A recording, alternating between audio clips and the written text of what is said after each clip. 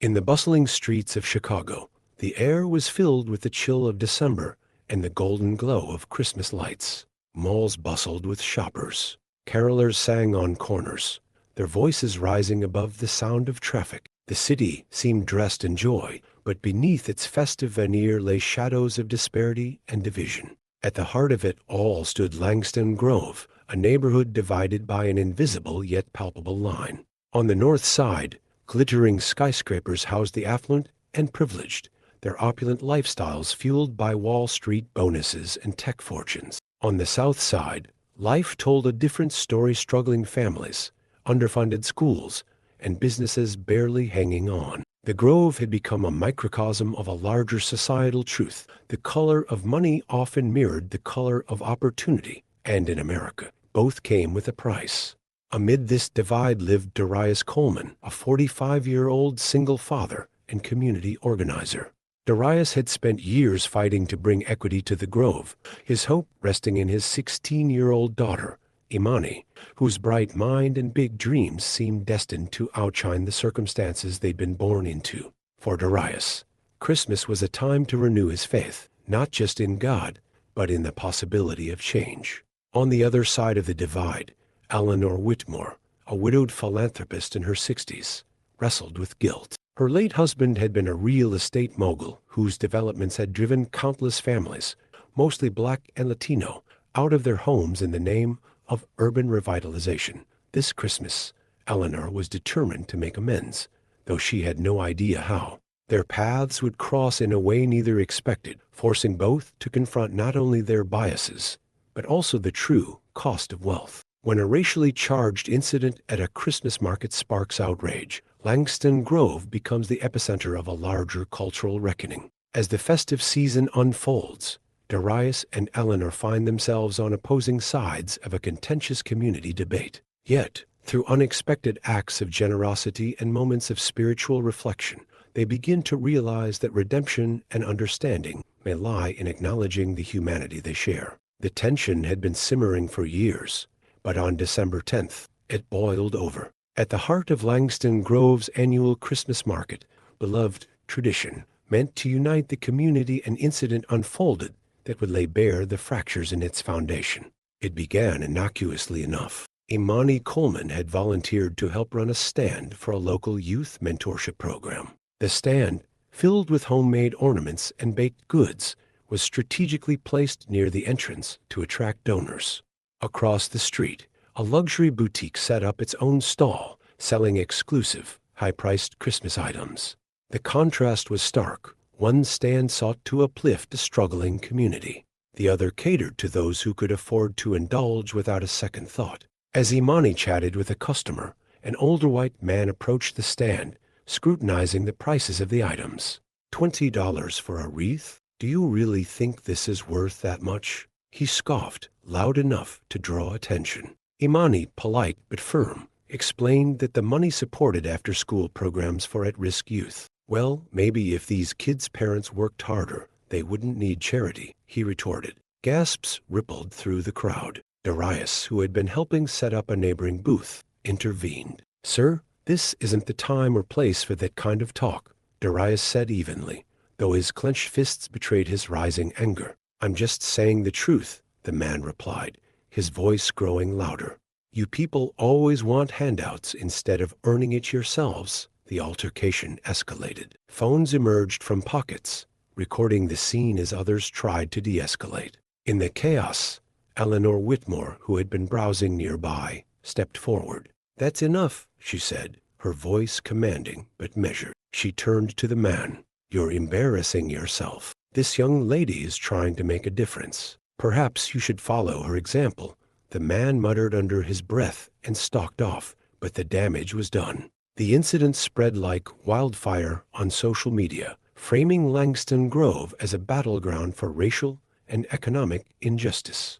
By the following morning, the video had gone viral, with hashtags like #LangstonDivide and #ChristmasEquality trending nationwide. News outlets picked up the story, and reporters descended upon the neighborhood. Some sought to highlight the efforts of activists like Darius, while others twisted the narrative to stoke division. At home, Imani sat at the kitchen table, scrolling through the comments. "Dad," she began hesitantly, "there are people saying terrible things about us online. They're calling us lazy, ungrateful. Don't read that garbage." Darius interrupted, his tone sharp but protective. "People like that don't care about the truth." Imani nodded, but her expression betrayed her lingering hurt. For Darius, it was another reminder of how hard it was to shield her from the world's ugliness.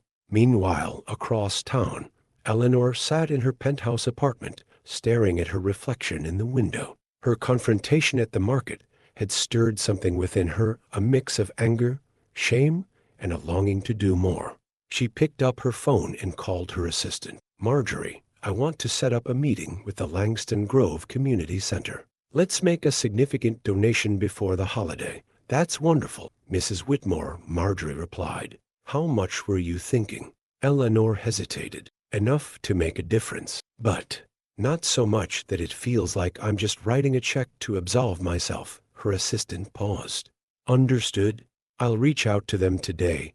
Eleanor leaned back in her chair, her mind drifting to memories of her husband. She had always admired his ambition, but she had ignored the consequences of his actions. Now, she wondered if she could ever undo the harm his developments had caused.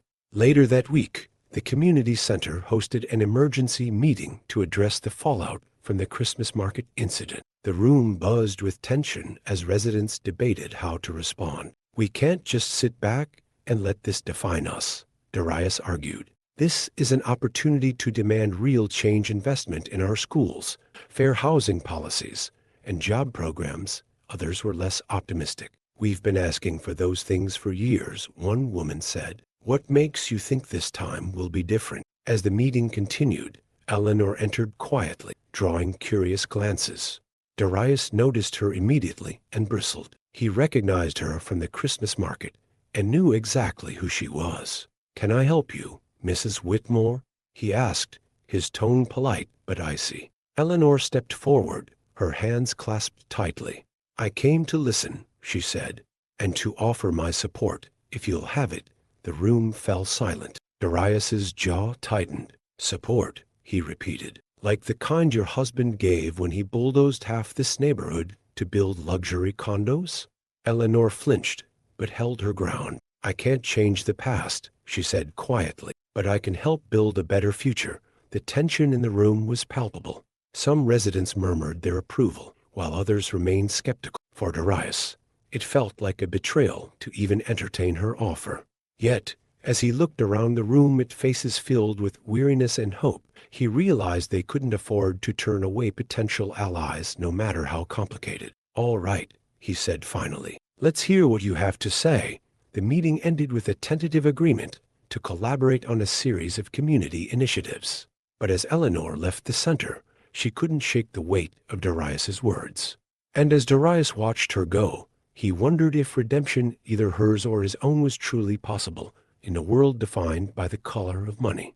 As the days inched closer to Christmas, Langston Grove found itself at the center of a national conversation. The tensions exposed at the Christmas market had reignited long-standing debates about systemic racism, economic inequality, and the role of wealth in perpetuating both. Yet, within the neighborhood itself, a quieter battle was being fought, one of trust, redemption, and the fragile hope for unity. For Darius Coleman, the collaboration with Eleanor Whitmore felt like walking a tightrope. On one hand, he couldn't deny the potential her wealth and connections brought to the table. On the other, he feared her involvement might undermine the grassroots efforts he'd worked so hard to build. Worse, he worried it could send a message to his community that money, no matter how tainted, was the ultimate solution to their struggles. "I still don't trust her," Darius admitted one evening to his closest friend, Luis Ramirez, a fellow activist who had stood by him through countless protests and campaigns. Luis nodded. "Neither do I. But if she's serious about helping, we'd be fools not to take advantage of it." "That's the problem," Darius said. "It's not about taking advantage. It's about whether we're selling out our values just to get a few crumbs from her table." Luis leaned back in his chair, crossing his arms. "Sometimes, you have to ask yourself what's more important, your pride or your people's future." The words stung, but Darius knew Louise was right.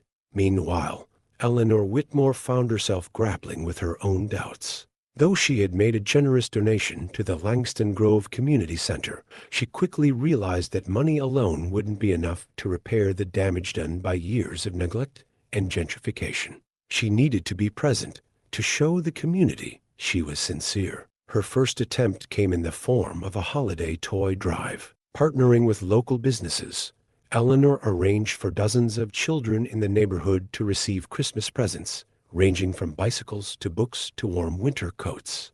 The event, held in the community center gymnasium, was a modest success, but it was also met with skepticism. "She's just trying to buy us off," muttered one man in the crowd, his voice carrying over the laughter of children opening their gifts.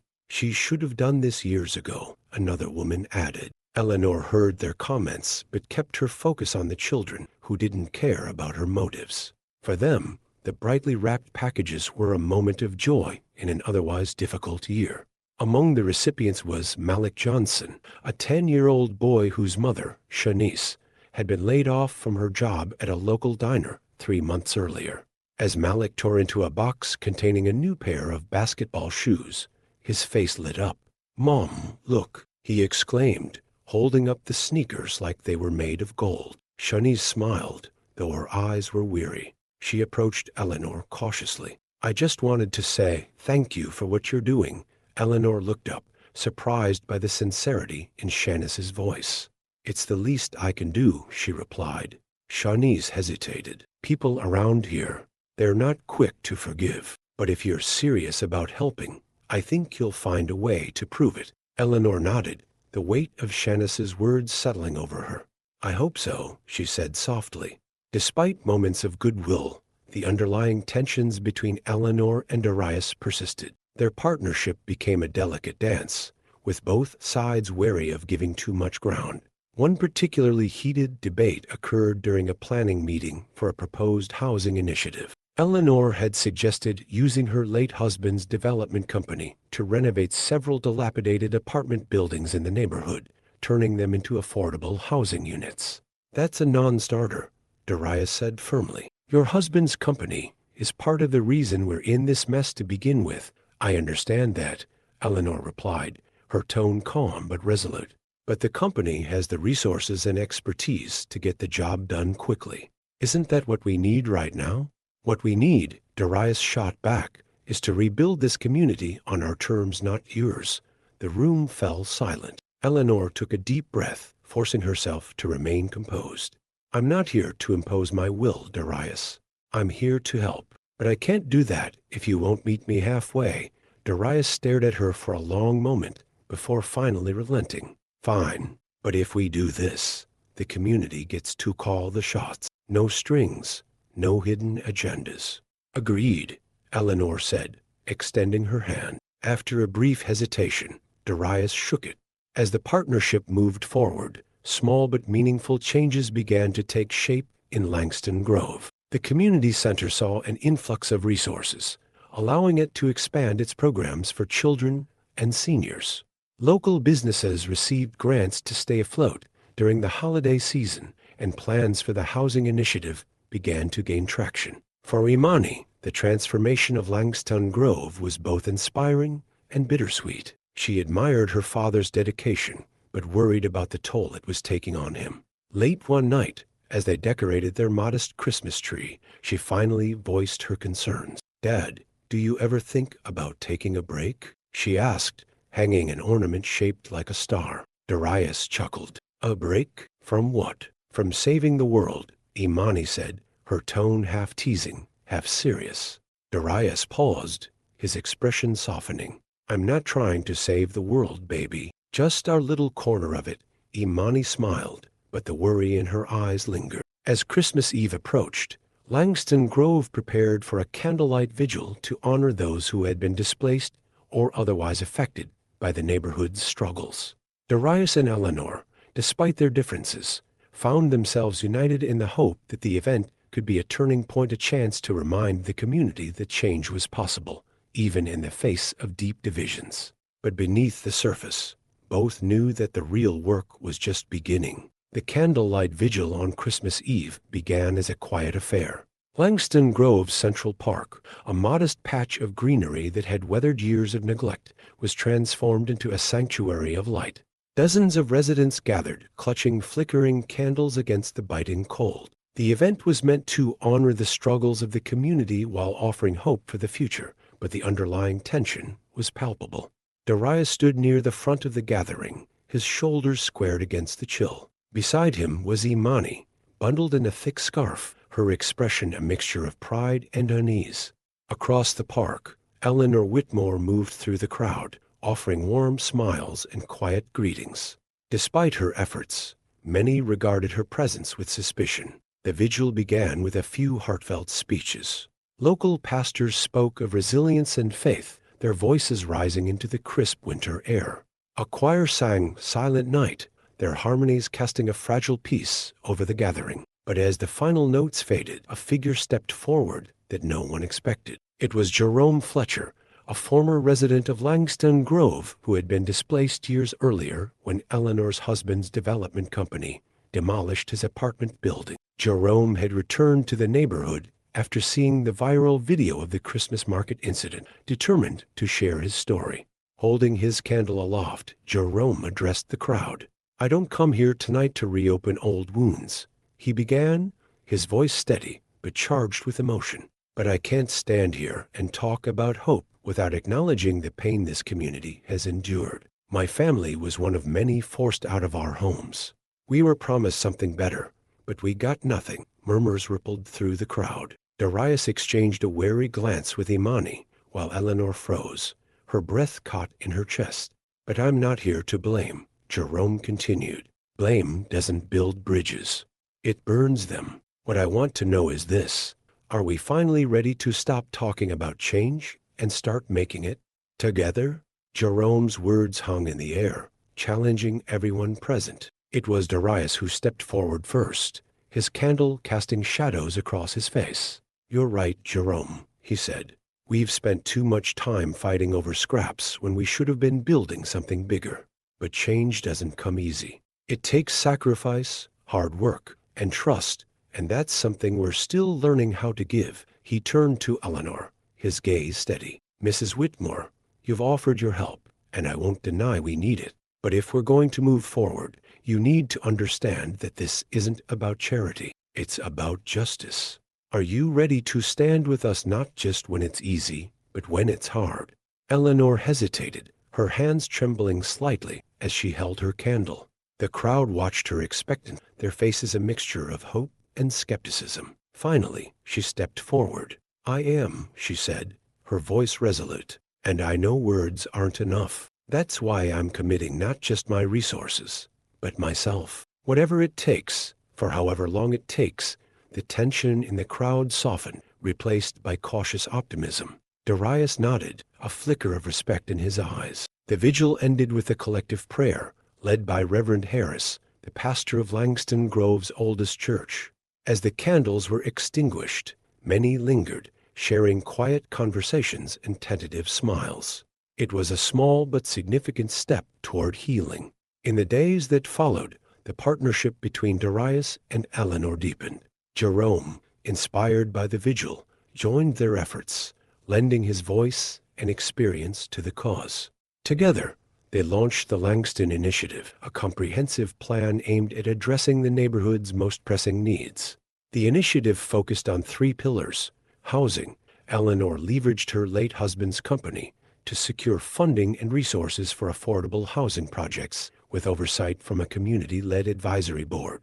Darius ensured the board reflected the diverse voices of Langston Grove, from long-time residents to younger activists like Imani. Education. With input from local teachers and parents, the team advocated for increased funding for schools and after-school programs. Imani, inspired by her father's determination, took the lead in organizing a mentorship program for younger students. Economic empowerment. Grants and microloans were offered to small businesses, while job training programs helped residents secure stable employment. Jerome spearheaded an initiative to connect former residents displaced by gentrification with new opportunities in the neighborhood. Despite these successes, the road was far from smooth. Skepticism remained, both within the community and beyond. Media outlets continued to sensationalize the story, framing it as a clash between privilege and poverty rather than a collaboration. Eleanor faced backlash from wealthy acquaintances who saw her efforts as a betrayal of her class. One evening, as she sat in her study reviewing plans for the housing project, Eleanor received a call from an old friend. "Eleanor, what are you doing?" The voice on the other end said, exasperation clear, "Do you really think you can fix this? People like them will never change." Eleanor's grip tightened on the phone. "And people like you are the reason they have to," she replied before hanging up. The encounter left her shaken, but more determined than ever. For Darius, the biggest challenge was reconciling his own doubts. As much as he appreciated the progress they were making, he couldn't ignore the lingering fear that it could all unravel. One night, after a long day of meetings, he found himself alone in the community center, staring at a mural painted by local artists. It depicted Langston Grove as it once was, vibrant, united, and full of promise. Imani found him there, a cup of coffee in her hand. "You okay?" she asked, sitting beside him. "Just thinking," Darius said. "About what?" "Whether we're doing enough. Whether I'm doing enough." Imani placed a hand on his shoulder. "Dad, you've done more for this community than anyone else ever could. But you don't have to do it alone." Darius looked at her, a faint smile crossing his face. "You're a lot smarter than me, you know that?" "I know," she said, grinning. As Christmas Day dawned, Langston Grove awoke to a rare feeling of hope. The Langston Initiative was still in its infancy, but it had already begun to reshape the neighborhood not just physically, but spiritually. For the first time in years, residents felt a sense of agency, of possibility. In his heart, Darius knew the fight was far from over. But as he watched Imani unwrap a small gift beneath their tree, her laughter filling their modest home, he allowed himself a moment of peace. The days following Christmas were filled with cautious optimism in Langston Grove. The glow of the holiday season lingered in the air, but the realities of the challenges ahead soon reasserted themselves. While the Langston Initiative had begun to show promise, it quickly became clear that transforming a fractured community required more than good intentions and ambitious plans. The first cracks appeared in the housing project. Despite Eleanor Whitmore's commitment, pushback from developers and city officials slowed progress to a crawl. Permits were delayed, costs ballooned, and rumors swirled that influential real estate moguls, friends of her late husband, were quietly working to derail the project. "It's sabotage," Eleanor fumed during a meeting with the advisory board. "They think if they make this hard enough, I'll give up." Darius leaned back in his chair, his expression skeptical. "Will you?" Eleanor's eyes flashed. "Not a chance. But I can't do this alone." Darius exchanged a glance with Jerome Fletcher, who nodded. "We'll handle the community side," Jerome said. "Rallies, petitions, whatever it takes to show the city we're not backing down, and I'll take care of the bureaucracy," Eleanor added. "If they want a fight, they'll get one." The rallies quickly became a focal point of the community's efforts. Organized by Jerome and supported by Darius, the events drew hundreds of residents, many of whom had never been involved in activism before.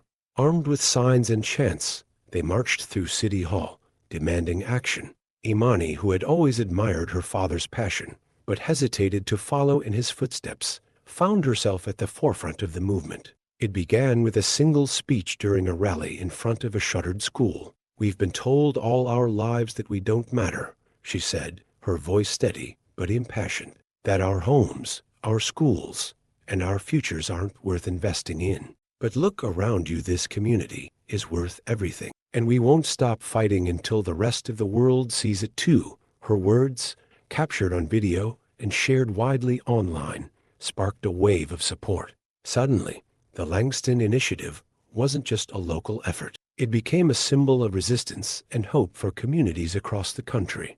The growing attention brought both blessings and challenges. Donations poured in from individuals and organizations inspired by Langston Grove's story, allowing the initiative to expand its programs. But with the spotlight came scrutiny, and not all of it was supportive. One evening, While scrolling through her emails, Eleanor stumbled across a message from an anonymous sender. "You think throwing money at these people will fix what's broken? You're a fool, just like your husband." She stared at the screen, her hands trembling. It wasn't the first time she'd received such a message, but the sting never dulled. Darius faced his own challenges. The increasing pressure of leading the initiative began to take a toll on his relationships, particularly with Imani. Though she had become an active participant in the movement, their father-daughter bond grew strained. One night, after a particularly long meeting, Darius returned home to find Imani waiting for him in the living room. "We need to talk," she said, her tone firm. Darius sighed, sinking into the couch. "What's on your mind?" "You're running yourself into the ground," she said. "You barely sleep, you're always at meetings, and when you're home, it's like you're not even here." "I'm doing this for us," Darius replied. "For you, I know," Imani said softly. "But I need my dad too, not just the community leader." Her words hit Darius harder than he expected. He reached out, taking her hand. "I'm sorry, baby. I don't want to let anyone down." "You won't," she assured him. "But you can't do it all by yourself. Let people help you." "Let me help you," Darius nodded, his resolve softening. "I'll try," he promised. As the weeks went on, the Langston Initiative began to see tangible progress. The housing project broke ground, with construction crews working tirelessly to transform the abandoned buildings into livable apartments. Local businesses started to recover, thanks to the microloans provided through the initiative. Eleanor, true to her word, became a constant presence in Langston Grove. She attended every meeting, listened to every concern, and even rolled up her sleeves to help at community events. Slowly, she began to win over some of her harshest critics, though others remained wary. One afternoon, as Eleanor painted a mural alongside a group of local teenagers, she found herself in a conversation with Shanice Johnson, Malik's mother. "Can I ask you something?" Shanice began hesitantly. "Of course," Eleanor replied, wiping paint from her hands. "Why are you doing this?" Shanice asked. "I mean, really, is it guilt or something else?" Eleanor paused, considering her answer. "At first, it was guilt," she admitted. "But now, it's something more. I see the strength of this community, the resilience. I want to be part of that, if you'll let me." Shanice nodded, her expression softening. "Just don't let us down," she said. "I won't," Eleanor promised. By the time spring arrived, the transformation of Langston Grove was undeniable. The first residents moved into the newly renovated apartments. Schools reported improved attendance and test scores, and the streets, once empty and desolate, buzzed with life. For Darius, the progress was bittersweet. While he was proud of what they had accomplished, he couldn't shake the feeling that the fight was far from over. One evening, as he stood on the balcony of his apartment, looking out over the neighborhood, Eleanor joined him. "It's beautiful, isn't it?" she said, gazing at the lights below. "It is," Darius agreed. "But it's just the beginning," Eleanor smiled. "Then we'll keep going." Together, Darius nodded, a rare sense of peace settling over him. For the first time in a long time, he allowed himself to believe that change was possible not just for Langston Grove, but for the world beyond it. Despite the visible progress in Langston Grove, the journey toward real change remained fraught with challenges. The housing project, though finally underway, faced opposition from powerful stakeholders who viewed the revitalization efforts as a threat to their interests. At City Hall, backdoor deals and red tape continued to obstruct permits for additional projects tied to the Langston Initiative. For Darius Coleman and Eleanor Whitmore, the struggle was exhausting. Every victory seemed to be met with two new obstacles, testing their resilience and commitment to the cause.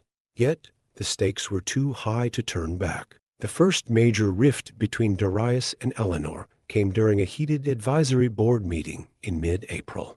The topic of debate was the proposed partnership with a national nonprofit organization that had offered to fund new community centers and expand the initiative's job training programs. Eleanor was in favor. "They have the resources we need," she argued, her voice calm but firm. "Partnering with them could expedite so much of our work." Darius shook his head. "You mean, let them come in, take credit for everything we've built, and dictate how we run this community. No, we've fought too hard to let outsiders control the narrative. It's not about control, Darius, Eleanor countered. It's about doing what's best for Langston Grove. What's best, Darius shot back, is staying true to the people here, not letting some big-name nonprofit use us as a PR stunt. The room fell silent. Tension crackled between them, and for a moment, it seemed like their partnership might unravel. After the meeting, Eleanor found Darius in the hallway, leaning against the wall with his arms crossed. "You're not wrong," she admitted, surprising him. "But neither am I. If we don't find a way to compromise, this whole thing could fall apart." Darius sighed, rubbing his temples. "I know. He paused, searching for the right words. "I'm scared, Eleanor. Scared that if we let too many people in, we'll lose what makes this ours." Eleanor placed a hand on his shoulder. "Then let's find a way to protect them together." Meanwhile, the younger generation of Langston Grove began to emerge as powerful advocates for the initiative. Imani Coleman, emboldened by her growing role in the movement, spearheaded a campaign to highlight the stories of residents whose lives had been transformed by the initiative. With the help of her friends and a small team of local filmmakers, Imani produced a short documentary titled Hope in the Grove. The film featured interviews with community members, including Jerome Fletcher and Shanice Johnson, and showcased the tangible changes taking place in the neighborhood. When the documentary was released online, it quickly went viral, drawing millions of views and sparking a wave of donations from viewers around the country. One evening, as Darius and Imani watched the film together, he turned to her with a rare smile. "You've got a gift, baby," he said, his voice filled with pride. Imani grinned. "I learned from the best." As the initiative gained momentum, an unexpected ally emerged. Henry Cartwright, a former associate of Eleanor's late husband and a prominent real estate developer. Known for his cutthroat business tactics, Henry surprised everyone by reaching out to Eleanor with an offer to invest in the housing project. "I know my reputation," he admitted during their first meeting, "but I also know what your husband's actions did to this neighborhood. I want to help fix it." Darius, ever skeptical, was wary of accepting Henry's help. "What's the catch?" he asked bluntly. "No catch," Henry replied. "Just a chance to make things right." After much debate, the advisory board voted to accept Henry's investment, though not without setting strict conditions to ensure transparency. By early summer, the Langston Initiative reached a pivotal moment. The first phase of the housing project was completed, with 50 families moving into newly renovated apartments. A ribbon-cutting ceremony was held to celebrate the milestone, drawing residents, activists, and local media. Darius stood at the podium, his voice ringing with emotion as he addressed the crowd. "This isn't just about buildings or programs," he said. "It's about proving that when we come together, when we fight for each other, we can accomplish things no one thought possible. Langston Grove isn't just surviving, we're thriving. And this is only the beginning." The crowd erupted in applause, their cheers echoing through the streets. As Eleanor watched from the sidelines, a sense of pride and gratitude filled her. For the first time in years, she felt like she was truly part of something meaningful. Yet, even in moments of triumph, the cost of change was undeniable. Long-time residents, displaced by gentrification years earlier, struggled to find their way back to Langston Grove despite the initiative's efforts. For every victory, there were reminders of the systemic barriers that still needed dismantling. One afternoon, as Darius walked through the neighborhood, he encountered Mrs. Harper, an elderly woman who had lived in Langston Grove for over 50 years. "It's beautiful, what you're doing," she said, her voice tinged with sadness. "But I can't help but think about all the people who didn't get to see it." Her words stayed with Darius, a poignant reminder of the work that remained. As summer faded into fall, the Langston Initiative began to inspire similar efforts in other neighborhoods across the country. Leaders from cities like Detroit, Baltimore, and Atlanta reached out to Darius and Eleanor, eager to learn from their successes and challenges. For Langston Grove, the road ahead was still long and uncertain. But for the first time in decades, the community faced the future with a sense of hope and the knowledge that change, however difficult, was possible.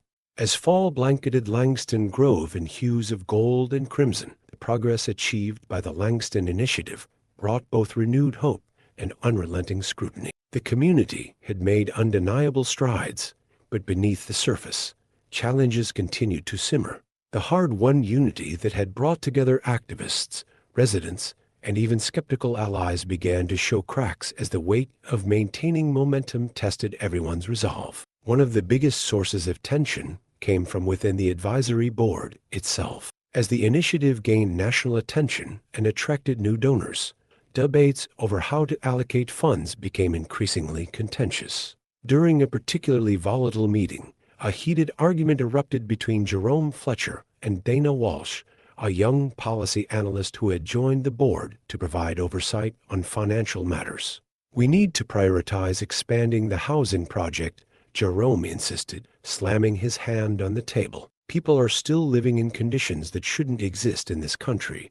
Dana shook her head. "I'm not saying housing isn't important, but we also need to invest in long-term solutions education, job training, economic development. Otherwise, we're just putting a Band-Aid on a bullet wound." The debate spiraled into accusations of mismanagement, with some members questioning whether the funds were being used as transparently as promised.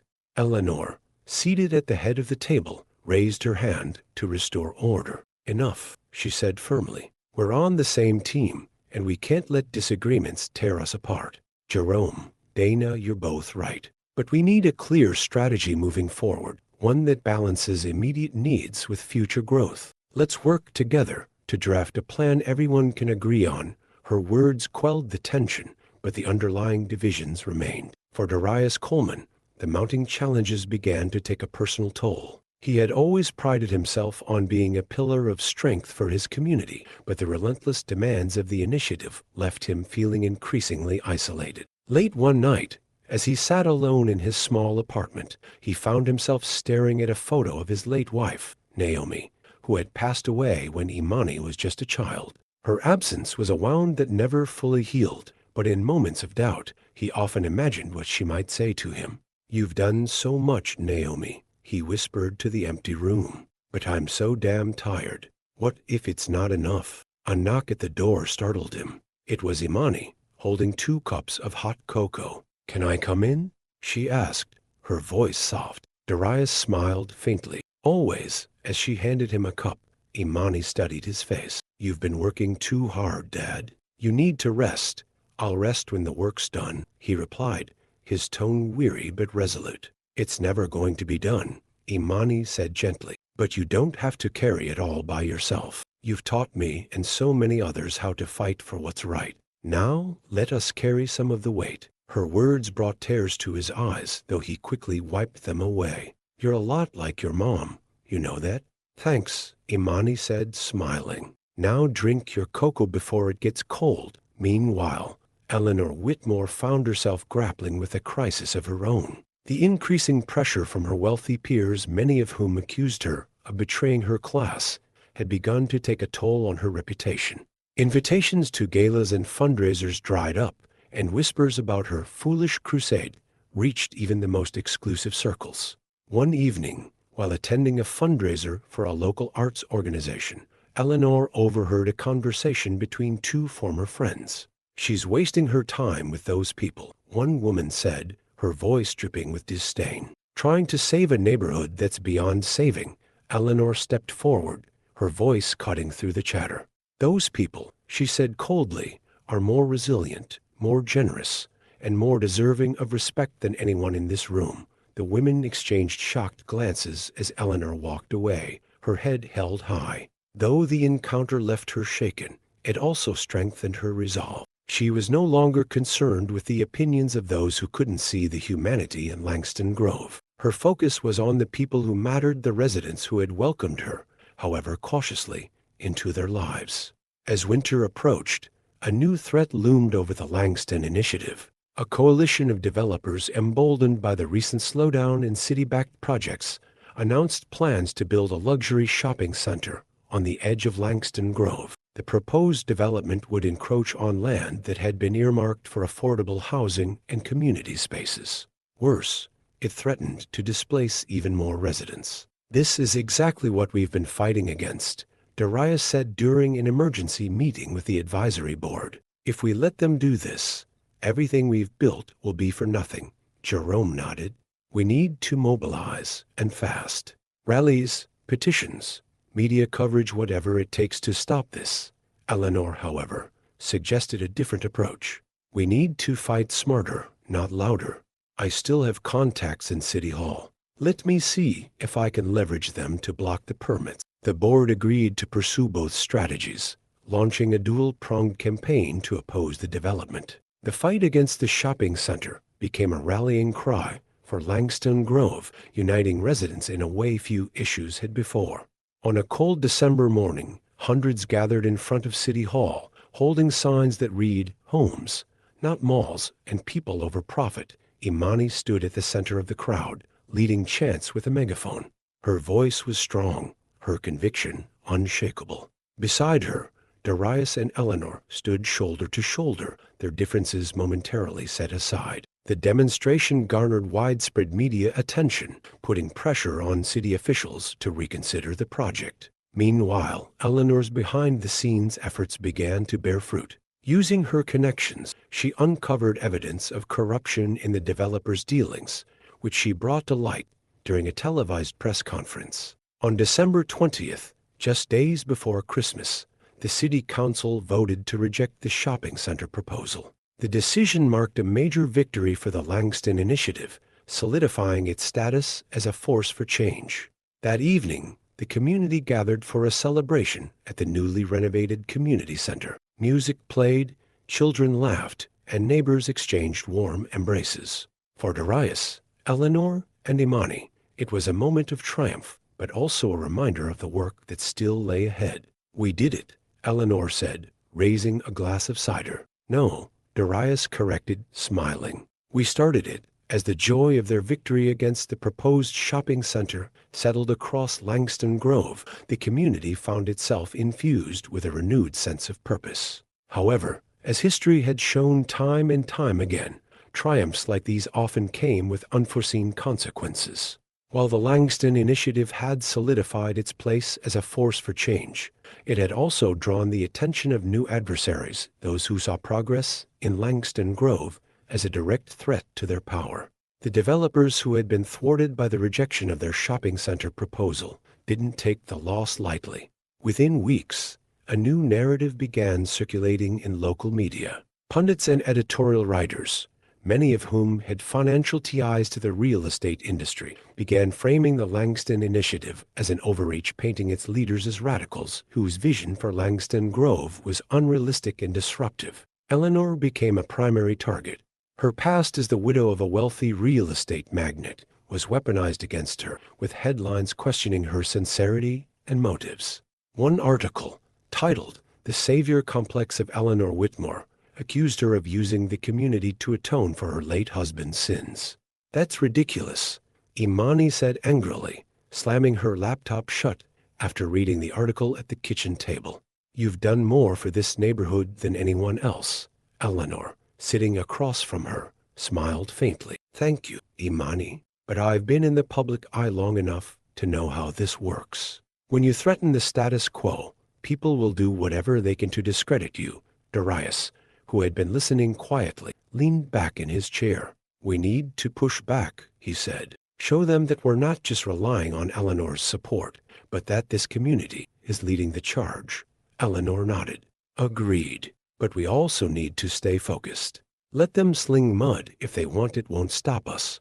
The backlash wasn't just external.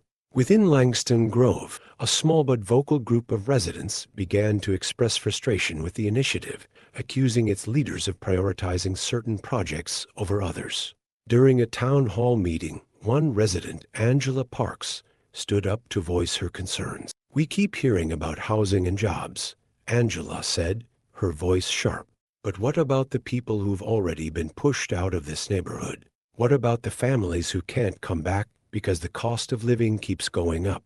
Darius, standing at the front of the room, nodded solemnly. "You're right, Angela," he said. "We haven't done enough to address those issues, and that's on us. But I promise you, We're working on solutions. Angela crossed her arms. Promises don't bring people home, Darius. The room fell silent, the weight of her words pressing on everyone present. After the meeting, Darius lingered, deep in thought. Eleanor approached him, her expression sympathetic. She's not wrong, Eleanor said quietly. I know, Darius replied, but it's hard not to feel like no matter what we do, it's never enough. It's because it's not, Eleanor said, her tone gentle but firm. Not yet. But that doesn't mean we stop trying. While Darius and Eleanor grappled with the challenges of leadership, Imani emerged as a beacon of hope and innovation. Inspired by Angela's words, she began researching ways to reconnect displaced families with their roots in Langston Grove. Her idea was simple but powerful, a legacy reinvestment program that would provide financial assistance and incentives for former residents to return, along with support for current residents to remain in their homes.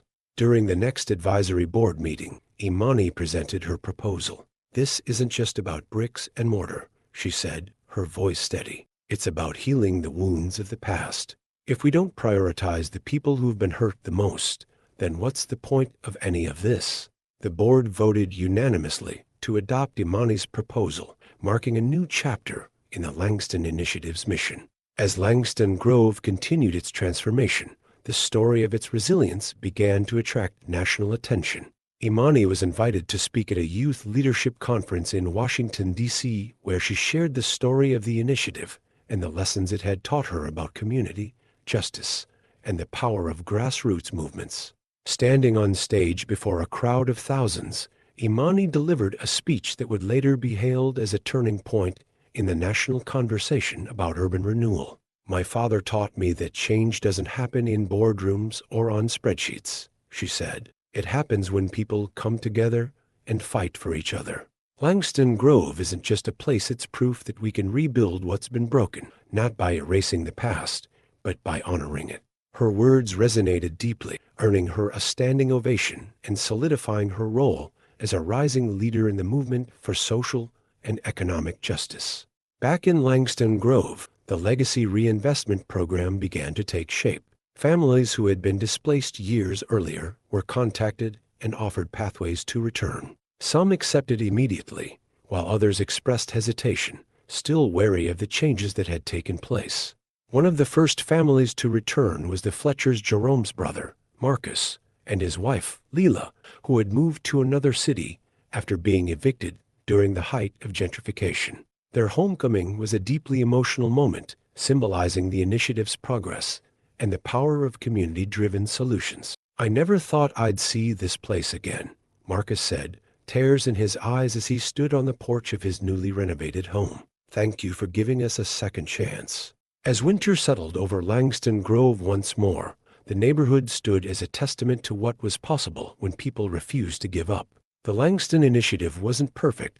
There were still battles to fight and lessons to learn, but it had become a beacon of hope, not just for the residents of Langston Grove, but for communities across the country. On Christmas Eve, the community gathered once again in the park for their annual candlelight vigil. This time, the air was filled not with tension, but with gratitude. Darius, Eleanor, and Imani stood together at the front of the crowd, their faces illuminated by the warm glow of candlelight. We've come so far, Darius said quietly. And we're just getting started, Eleanor replied. Imani smiled, her candle held high. Merry Christmas, Langston Grove. As Langston Grove entered the new year, the spirit of renewal remained strong, but so did the challenges. The growing attention on the Langston Initiative had inspired similar movements in other cities, but it also brought heightened expectations and pressure to produce results. While the neighborhood had seen significant improvements, the cracks that emerged in the community's unity grew harder to ignore. The newfound national spotlight placed Langston Grove under intense scrutiny. Journalists, politicians, and influencers descended upon the neighborhood, eager to align themselves with the story of transformation. Some came with genuine intentions, but others sought to capitalize on the momentum for their personal gain. One such figure was Senator William Carver, a career politician known for his opportunistic shifts in rhetoric. During a press conference held in Langston Grove, Carver announced a federal funding package for urban renewal programs, prominently featuring the Langston Initiative as a model for the nation. "This is the future of community development," Carver proclaimed, flanked by Darius and Eleanor. "When people come together with determination and faith, there's nothing they can't achieve." While the announcement brought much-needed resources to the initiative, it also came with strings attached. The federal funding required the initiative to meet specific benchmarks within tight deadlines, forcing the advisory board to prioritize certain projects over others. "We're being boxed in," Darius said during a meeting with Eleanor and Jerome. "This funding is a blessing, but it's also a trap. If we don't hit their benchmarks, they'll use it as proof that community-led efforts don't work." Eleanor nodded thoughtfully. "We need to make sure we stay true to our mission, even if it means pushing back against their conditions," Jerome added, "and we need to remind the community that this is still about them, not politicians or headlines." As the initiative expanded, so did the debates among residents about the direction of Langston Grove's transformation. Some saw the influx of funding and attention as an opportunity to create a modern, vibrant neighborhood that could compete with wealthier parts of the city. Others worried that the changes would erase the cultural and historical identity that made Langston Grove unique. During a town hall meeting, tensions boiled over. "I'm all for progress," said Terrell James, a local entrepreneur. "But we need to think bigger. Why not attract new businesses and upscale developments? That's how we create real economic growth." "Are you kidding me?" replied Rosa Delgado, a lifelong resident and community activist.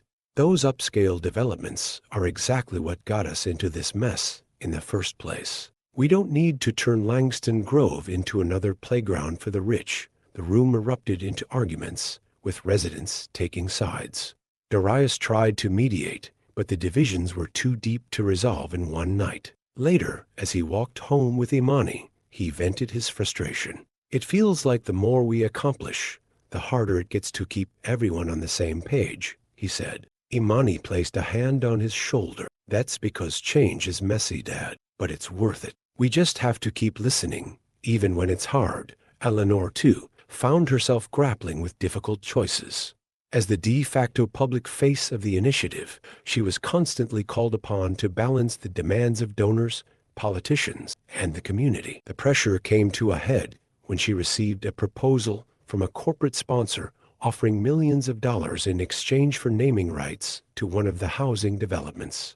"They want to call it the Bright Path Residences," Eleanor explained during a board meeting. "It's a lot of money, but it feels wrong to sell the name of something that belongs to this community." Jerome was quick to agree. "No way. This isn't about branding, it's about people." Darius, however, was torn. "I don't like it either," he admitted, "but we could do a lot with that money.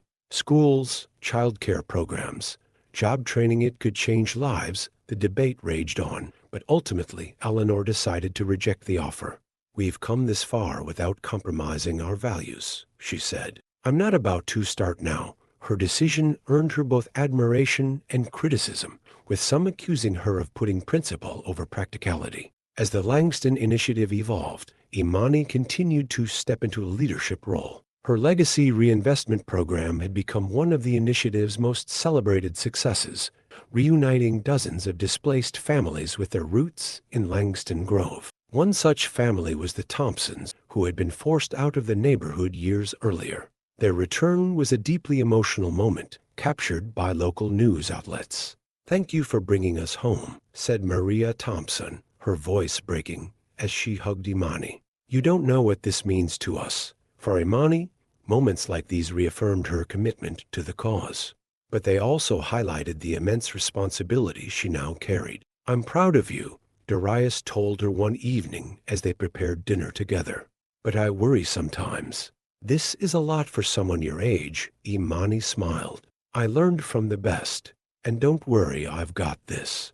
As December arrived, the community prepared for its annual Christmas market, now a symbol of unity and resilience. This year's market was bigger and brighter than ever, featuring local vendors, performances, and a tree lighting ceremony. Eleanor and Darius stood together as the lights illuminated the towering Christmas tree in the center of the park. Around them, children laughed, families reunited, and neighbors shared stories of hope. "We've come a long way," Eleanor said, her voice tinged with both pride and exhaustion. Darius nodded. "And we've still got a long way to go, but tonight, let's just enjoy this," Eleanor said, smiling. As the crowd sang carols and the scent of cinnamon and pine filled the air, Langston Grove felt, for a moment, like a place where anything was possible. The holiday season brought a sense of peace to Langston Grove, but it was fleeting. By January, the challenges of sustaining the Langston Initiative returned with full force, compounded by new threats and internal struggles. While the community had grown stronger in many ways, the relentless pressures of systemic inequality and external interference tested their resilience like never before. As the new year began, a coalition of developers bolstered by influential lobbyists renewed their efforts to gain a foothold in Langston Grove. Armed with legal challenges and strategic media campaigns, they sought to undermine the progress of the Langston Initiative, framing it as inefficient and unsustainable. One particularly damaging op-ed, published in a major newspaper, criticized the initiative as naive and unrealistic, accusing its leaders of romanticizing grassroots efforts while ignoring economic realities. The article hit Darius hard. Sitting in the community center with a copy of the paper, he read and reread the article, each line cutting deeper than the last. What do they know about economic realities? Darius muttered to himself, slamming the paper onto the table. Imani found him there and placed a comforting hand on his shoulder. "Let them talk, Dad," she said. "We know the truth. So does this community." But Darius wasn't so easily consoled. He knew that public perception mattered, and the developers' campaign was beginning to sway some residents who were already frustrated with the slow pace of progress. Tensions came to a head during a town hall meeting where the developers presented a revised proposal for a mixed-use complex. This time, they claimed the project would include affordable housing units in community spaces, carefully crafted buzzwords meant to win over skeptics. The meeting was packed, with residents filling every seat and standing along the walls. "This is a chance to bring real investment to Langston Grove," said Laura Martin, a spokesperson for the developers. "We're offering solutions that balance growth and preservation, providing benefits for everyone." Jerome Fletcher was quick to respond. "We've heard this song and dance before. You're not here for us, you're here for your bottom line." The room erupted into a mix of cheers and jeers. One resident, Clarence Daniels, stood and shouted, "At least they're offering something. What has the initiative done for people like me? My business is barely surviving." The outburst shocked Darius, who had worked closely with Clarence to secure a grant for his barbershop just months earlier. "We're doing everything we can," Darius replied, his voice tinged with frustration. "But real change takes time. Don't let these people sell you false promises." The meeting ended in chaos, with residents shouting over one another and tensions running higher than ever. As the situation grew more precarious, Eleanor decided to take a bold step. She reached out to Richard Coleman, a prominent journalist known for exposing corruption and advocating for underrepresented communities. Richard was no stranger to controversy, and Eleanor knew that involving him would bring risks, but she also believed it could turn the tide. "I need you to tell the real story of Langston Grove," Eleanor told Richard during their meeting. "Not the one the developers are spinning, but the one that shows the humanity of this community." Richard agreed, and within weeks, his expose was published. Titled "The Battle for Langston Grove," the article painted a vivid picture of the neighborhood's struggles and triumphs, highlighting the systemic barriers it faced and the grassroots efforts fighting to overcome them. The article quickly went viral, drawing widespread support for the Langston Initiative and casting a harsh spotlight on the developers' motives. While the article bolstered the initiative's credibility, it also thrust Imani into the spotlight. Richard's piece featured her extensively, framing her as a rising leader and the future of Langston Grove. The attention was overwhelming. Overnight, Imani became the subject of media interviews, social media posts, and even speaking invitations from national organizations. "You're becoming a star," Jerome joked during a meeting. "I didn't sign up to be a star," Imani replied, her voice tinged with unease. "I just want to help my community." Her sudden fame also brought its share of criticism. Online trolls accused her of being a pawn for Eleanor or a naive idealist. The negativity took a toll, but Imani refused to let it derail her work. One evening, as she sat in her room scrolling through hateful comments on her phone, Darius knocked on the door. "Hey," he said softly, "you okay?" "Yeah," Imani replied, though her voice betrayed her exhaustion. Darius sat beside her. "You're doing something incredible, Imani. Don't let a few loudmouths make you forget that." Imani nodded, her resolve strengthening. "Thanks, Dad." Amid the challenges, a moment of unexpected joy brought the community together. In March, a massive snowstorm blanketed the city, delaying construction on the housing project, but also creating an opportunity for celebration. Residents organized an impromptu event in the park, dubbing it a Christmas in March celebration. The park was adorned with makeshift decorations, and families built snowmen, drank hot cocoa, and shared stories by fire pits. For a few hours, the weight of Langston Grove's struggles seemed to lift. Darius and Eleanor watched as Imani led a group of children in a snowball fight, their laughter echoing through the crisp night air. "This is what it's all about," Eleanor said, smiling. Darius nodded. "Moments like these make it all worth it." As the snow melted and spring approached, the Langston Initiative prepared for its next phase, expanding the Legacy Reinvestment Program and launching a youth entrepreneurship initiative. The road ahead was still uncertain, but the community's resolve remained unshaken. For Darius, Eleanor, Imani, and the rest of Langston Grove, the journey was far from over. But together, they had proven that even in the face of relentless adversity, hope and unity could light the way forward. The spring season brought new beginnings and renewed energy to Langston Grove, but the challenges ahead remained daunting. While the Langston Initiative had achieved remarkable milestones, sustaining its momentum required more than optimism. It demanded perseverance, innovation, and the willingness to confront hard truths about the limits of their power. Among the initiative's most ambitious new endeavors was the launch of the Youth Entrepreneurship Program YEP, spearheaded by Imani Coleman. Drawing on her own experiences growing up in Langston Grove, Imani envisioned YEP as a platform to empower young people to build businesses that serve the community while fostering financial independence. The program's first workshop, held at the community center, drew an impressive turnout. Teenagers and young adults filled the room, eager to learn about topics ranging from basic budgeting to pitching ideas to potential investors. Standing at the front of the room, Imani introduced the program with a mixture of nerves and excitement. "When I was your age," she began, "I felt like the world outside Langston Grove was a place I could never reach.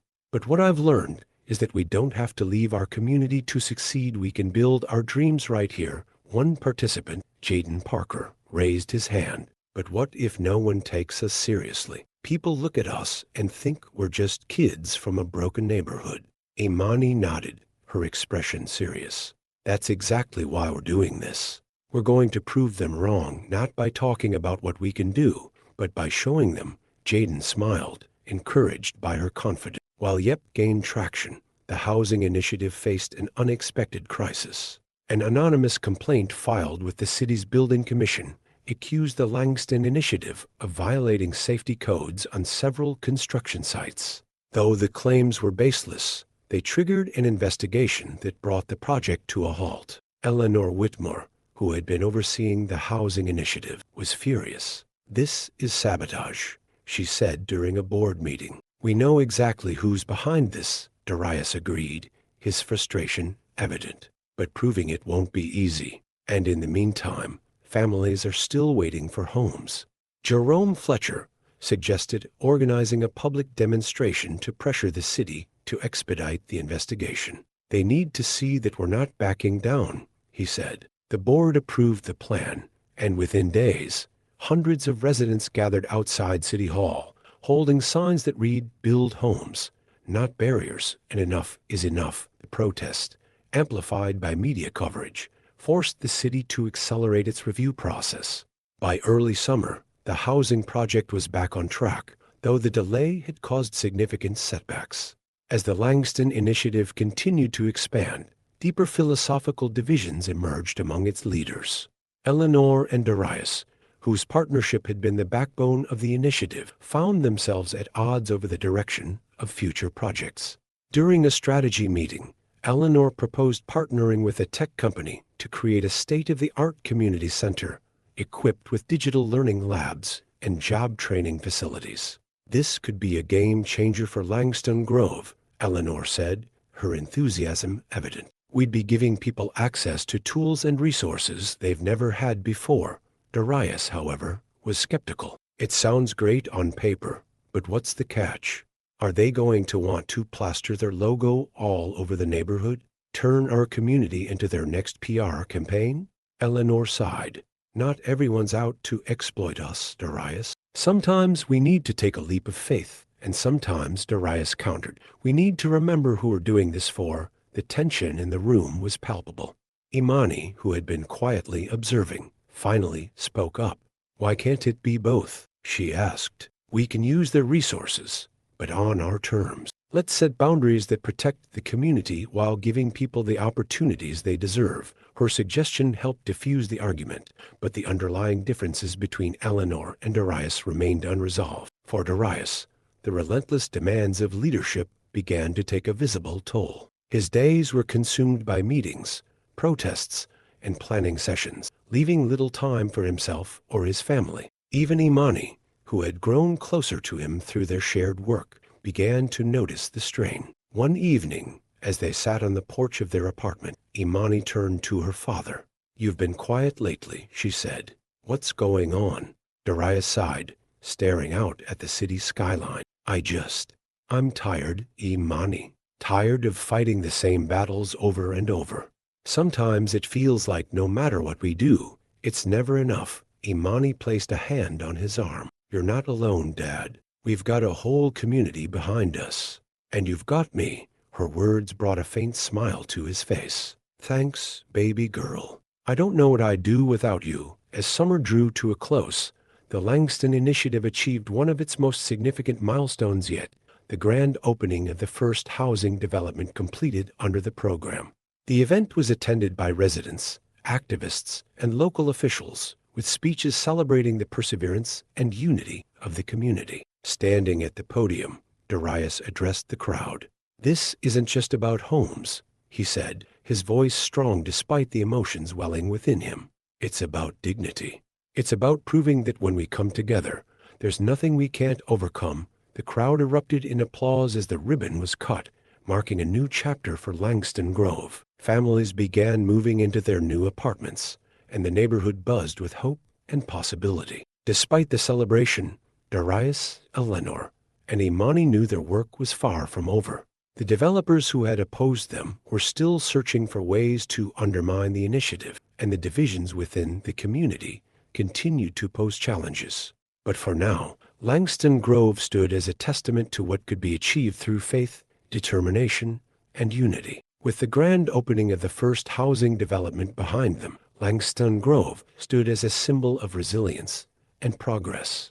Yet, the victory was bittersweet. The forces opposing the Langston Initiative had not disappeared. They had only grown more sophisticated, waiting for the next opportunity to strike. And within the community, the ongoing struggle to balance progress with preservation created tensions that threatened to unravel the fragile unity they had built. As summer turned to fall, the Langston Initiative faced a new challenge, a looming budget shortfall. Despite the influx of donations following the viral success of Imani's documentary, the costs of ongoing projects far outpaced the available funds. Eleanor Whitmore, as the initiative's primary financial backer, felt the strain acutely. During a late-night meeting with the advisory board, she laid out the numbers in stark terms. We're running on fumes, Eleanor admitted. If we don't secure additional funding soon, we'll have to pause some of our programs. Jerome Fletcher bristled at the suggestion. We can't afford to pause anything. People are counting on us. Darius nodded in agreement. Cutting back now would undo everything we've worked for. There has to be another way. Imani, who had been quietly listening, suddenly spoke up. What about a crowdfunding campaign? We could use the same platforms that helped my documentary go viral to raise awareness and funds. The idea was met with enthusiasm, and within days, Imani and a team of volunteers launched the Build the Future Fund campaign. The initiative leveraged social media, testimonials from community members, and updates on ongoing projects to draw support. The crowdfunding campaign quickly gained traction, bringing in donations from across the country. Support poured in from individuals inspired by Langston Grove's story, as well as from celebrities and organizations eager to align themselves with the cause. One unexpected supporter was Ava Green, a Grammy-winning singer who had grown up in a neighborhood similar to Langston Grove. During a televised interview, Ava announced her intention to host a benefit concert, with all proceeds going to the Langston Initiative. The concert, held in early November, was a resounding success. Thousands attended, and millions more watched online. The funds raised not only covered the initiative's immediate needs, but also provided a cushion for future projects. At the concert, Ava invited Imani on stage to share a few words. Standing before the massive crowd, Imani spoke from the heart. "This isn't just about one neighborhood," she said. "It's about every community that's been told it's not worth saving. Langston Grove is proof that change is possible when we come together." Her words were met with thunderous applause, solidifying her role as the face of the movement. While the success of the campaign brought relief, it also exposed lingering tensions within the initiative. Some board members questioned whether the growing reliance on external donations and high-profile endorsements risked compromising the initiative's grassroots identity. During a meeting, Dana Walsh voiced her concerns. "We need to be careful," she said. "The more we depend on outside money, the less control we have over our own vision." Jerome Fletcher countered, "We wouldn't be here without that outside money. Let's not bite the hand that feeds us." The debate grew heated, with Darius caught in the middle. Though he shared Dana's concerns, he also recognized the importance of financial support in sustaining their work. "We need to find a balance," Darius said finally. "We can't reject help, but we also can't lose sight of why we're here." The room fell silent, and while no clear resolution was reached, the conversation underscored the ongoing challenges of navigating the initiative's growth. Amid the professional challenges, Darius faced a deeply personal loss. Mrs. Harper, the elderly woman who had been a pillar of wisdom and history for Langston Grove, passed away quietly in her sleep. Her death sent ripples through the community. Mrs. Harper had been one of the last remaining residents who remembered Langston Grove in its heyday before systemic neglect and gentrification took their toll. At her funeral, held at the neighborhood church, Darius delivered an emotional eulogy. "Mrs. Harper reminded us of where we came from," he said, his voice breaking. "She saw Langston Grove in its darkest days, but she never stopped believing in its potential. It's up to us to honor her legacy by carrying that belief forward." Imani, sitting in the front row, wiped tears from her eyes. For her, Mrs. Harper's passing was a reminder of the urgency of their work. Inspired by Mrs. Harper's memory, the Langston Initiative announced a new project, the Harper Heritage Center, a community hub dedicated to preserving the history and culture of Langston Grove. The center would house exhibits, oral histories, and a library, serving as both an educational resource and a gathering space. The project quickly gained support, with residents volunteering to contribute stories, photos, and artifacts. Even skeptics of the initiative embraced the idea, recognizing its importance in preserving the neighborhood's identity. Construction began in December, with plans to complete the center by the following summer. As the year drew to a close, the Langston Initiative entered a period of reflection and renewal. At a community meeting held in the newly renovated housing development, Darius, Eleanor, and Imani addressed the gathered residents. "We've faced setbacks and struggles," Darius began, his voice steady. "But we've also shown the world what's possible when people come together for a common purpose," Eleanor added. "Langston Grove is more than a neighborhood. It's a testament to the power of resilience, faith, and unity." Imani stepped forward, her presence commanding. "And we're just getting started," she said. "This is our home, our history, and our future. Together, we're building something that will last for generations." The crowd erupted in applause, their cheers echoing through the hall. As snow began to fall outside, families lingered to share stories and celebrate their progress. For Darius, Eleanor, and Imani, it was a moment of peace amid the storm, a reminder that, despite the challenges ahead, Langston Grove's heart remained strong. That night, as they walked home under the glow of streetlights, Darius turned to Eleanor and Imani. "We've come a long way," he said, "and we're ready for whatever comes next." Imani replied, smiling. Eleanor nodded, her eyes sparkling with determination. "Because this isn't just a movement. It's a legacy." As the snow blanketed Langston Grove, the community prepared for what would be its most pivotal moment yet. Despite the victories of the past year, the forces opposing the Langston Initiative had regrouped, launching an all-out campaign to discredit the movement and reclaim control of the neighborhood. It began subtly. Articles questioning the effectiveness of the initiative, reports exaggerating minor setbacks, and whispers of corruption. But by January, the opposition's efforts escalated into a full-blown legal battle.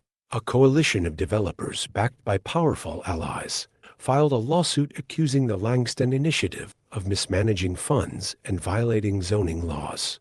The lawsuit threatened to halt all current projects, including the nearly completed Harper Heritage Center. Worse, it risked eroding the community's trust in the initiative and its leaders. The tension came to a head during a community meeting held to address the lawsuit. The gymnasium of the community center was packed with residents eager for answers. Darius Coleman stood at the front of the room, flanked by Eleanor Whitmore and Imani. Though his expression was calm, the weight of the moment was evident in his eyes. "Let me be clear," Darius began. "These accusations are baseless. They're a distraction, meant to divide us and derail everything we've built." A voice from the back of the room interrupted. "But what if they're right?" The speaker was Clarence Daniels, the barbershop owner who had expressed doubts during previous meetings. "What if this initiative is moving too fast?" Clarence continued. "What if we're biting off more than we can chew?" Murmurs rippled through the crowd. For a moment, Darius felt the fragile unity of the community slipping away. Imani stepped forward, her voice cutting through the noise. "This isn't about what we're doing wrong," she said. "It's about what we're doing right. The people trying to stop us are scared because they know we're proving them wrong. Don't let them win." Her words ignited a spark in the room, and applause erupted. But the tension lingered, a reminder that trust had to be earned every day. As the lawsuit gained traction, an unlikely ally emerged. Henry Cartwright, the former real estate mogul who had previously invested in the housing initiative. Henry reached out to Eleanor with an offer. "I know these developers," he said, "and I know how to beat them. Let me help." Though Eleanor was wary of Henry's motives, she recognized the value of his insider knowledge. Together, they crafted a strategy to counter the developers' claims, gathering evidence of their own unethical practices and highlighting the tangible successes of the Langston Initiative. The courtroom became a battleground, with both sides presenting their cases to a packed gallery. Darius, Eleanor, and Imani testified passionately about the initiative's mission and accomplishments, while the developers painted a picture of chaos and incompetence. The turning point came when Henry Cartwright took the stand. Armed with documents exposing the developers' history of fraudulent practices and displacement tactics, Henry dismantled their arguments piece by piece. "Let's be clear," Henry said, his voice steady. "This lawsuit isn't about protecting the community. It's about protecting their profits." The revelation sent shockwaves through the courtroom and the broader public, turning the tide in favor of the Langston Initiative. The judge's ruling came on a snowy afternoon in late February. Standing before a tense audience, the judge dismissed the lawsuit, citing a lack of evidence and praising the Langston Initiative for its transparency and community impact. Cheers erupted in the courtroom, and outside, residents gathered in the streets to celebrate.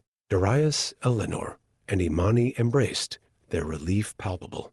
"We did it," Eleanor said, tears in her eyes. "No," Darius replied, his voice filled with emotion. "We all did it. With the lawsuit behind them, the community turned its focus to the grand opening of the Harper Heritage Center. The event, held on a crisp March morning, was a joyous celebration of Langston Grove's resilience and history. Darius, Eleanor, and Imani stood together as the ribbon was cut, symbolizing a new chapter for the neighborhood. Inside, the center's exhibits showcased photographs, oral histories, and artifacts that told the story of Langston Grove from its vibrant beginnings to its darkest days and its remarkable rebirth. One exhibit, dedicated to Mrs. Harper, featured a plaque with her favorite saying, "Hope is a seed. Plant it, and it will grow." That evening, as the festivities wound down, Darius and Imani sat on the steps of the Harper Heritage Center, watching the sunset. "You did good, kid," Darius said, his voice tinged with pride. Imani smiled. "We did good." Nearby, Eleanor watched them, her heart full. Though the journey had tested her in ways she never expected, it had also given her a sense of purpose she hadn't felt in years. For the first time in a long time, Langston Grove felt whole. As the stars lit up the night sky, the neighborhood buzzed with laughter, music, and the quiet hum of hope. The Langston Initiative had weathered its greatest storm, emerging stronger and more united than ever. And while the work of building a better future was far from over, the people of Langston Grove knew they were ready for whatever came next. The weeks following the victory in court and the opening of the Harper Heritage Center were a time of reflection for Langston Grove. The scars of its struggles remained, but the resilience of its people had transformed those scars into symbols of strength. As winter gave way to spring, the neighborhood buzzed with new energy, eager to embrace the opportunities ahead while honoring the hard lessons of the past. For Eleanor Whitmore, the journey with the Langston Initiative had been life-changing. The once reclusive widow had found a purpose that went beyond philanthropy, forging bonds with the community that had taught her the true meaning of redemption. Yet, as the initiative stabilized, Eleanor began to consider her next steps. One evening, she invited Darius and Imani to her apartment for dinner. Over a modest meal, she shared her plan. "I've been thinking," Eleanor began, her tone measured. "It's time for me to step back." Darius looked up, surprised. "Step back? Eleanor, we need you." "No, you don't," Eleanor said, smiling softly. "This community is strong, Darius, stronger than it's ever been. And it's because of leaders like you and Imani. My role was to help you get here, and now it's time for me to focus on other ways I can make a difference." Imani, though saddened by the news, nodded in understanding. "You've done so much for us, Eleanor. We'll never forget it. And I'll never forget you," Eleanor replied, her voice thick with emotion. For Imani, the success of the Langston Initiative was just the beginning. Her work with the Legacy Reinvestment Program and the Youth Entrepreneurship Program had opened her eyes to the potential for systemic change on a larger scale. One day, while helping Jaden Parker prepare his pitch for a new community-based tech business, Imani received a surprising email. It was an invitation to join a national coalition of young leaders working to tackle urban renewal issues across the country. At dinner that evening, she shared the news with her father. "They want me to help replicate what we've done here in other neighborhoods," Imani said, her excitement tempered by uncertainty. "But I don't want to leave Langston Grove behind." Darius took her hand, his expression proud. "Imani, this neighborhood will always be your home. And because of you, it'll be a home for so many others too. Go show the world what Langston Grove can do." The Langston Initiative continued to evolve, with new leaders emerging from within the community. Jerome Fletcher took on a larger role, spearheading efforts to expand the affordable housing project into neighboring districts. Dana Walsh led workshops on financial literacy and long-term planning, ensuring the initiative's sustainability. The Harper Heritage Center became a hub of activity, hosting events, classes, and exhibitions that celebrated Langston Grove's culture and history. For the residents, it was a place of pride, a tangible reminder of what they had accomplished together. Small businesses flourished, thanks to the Youth Entrepreneurship Program and microloan initiatives. Jaden Parker's tech startup became a model for socially conscious enterprises, employing local talent and reinvesting profits into community programs. As Langston Grove thrived, Darius Coleman found himself stepping back from the spotlight. He continued to guide the initiative, but he was content to let others take the lead. One afternoon, while walking through the park, he stopped at a mural painted by local artists. The artwork depicted scenes from the neighborhood's history, its vibrant early years, the struggles of gentrification, and the resurgence brought by the Langston Initiative. At the center of the mural was a portrait of Mrs. Harper, her wise eyes watching over the neighborhood she had loved so deeply. Darius smiled, his heart full. For all the hardships they had endured, Langston Grove was finally becoming the place he had always dreamed it could be. On the anniversary of the Harper Heritage Center's opening, the neighborhood came together for a celebration. The event was a testament to everything Langston Grove had achieved and a reminder of the work still to be done. Imani returned from her national tour to deliver the keynote speech. Standing on the steps of the center, she addressed the crowd with the same passion and conviction that had made her a beacon of hope for so many. Langston Grove is more than a neighborhood, she said. It's proof that no matter how deep the wounds, healing is possible. No matter how great the odds, change is possible. And no matter how long the journey, justice is worth the fight. The crowd erupted in applause, their cheers echoing into the evening sky. As the celebration wound down, Darius, Eleanor, and Imani stood together, watching families laugh and dance under the glow of string lights. "This is just the beginning," Eleanor said, her voice filled with hope. Darius nodded. "We've built something real here, something that'll last, and it's up to all of us to keep it going," Imani added, turning to the crowd. She raised her voice. "This isn't just our story, it's everyone's story. So take what we've done here and carry it forward. In your neighborhoods, in your cities, in your lives. Together, we can make a difference." As the stars lit up the night sky, Langston Grove stood as a shining example of what was possible when faith, determination, and unity came together. The work was far from over, but the community knew they were ready for whatever challenges lay ahead. The color of money had once divided Langston Grove, but now it was the color of hope, resilience, and a brighter future.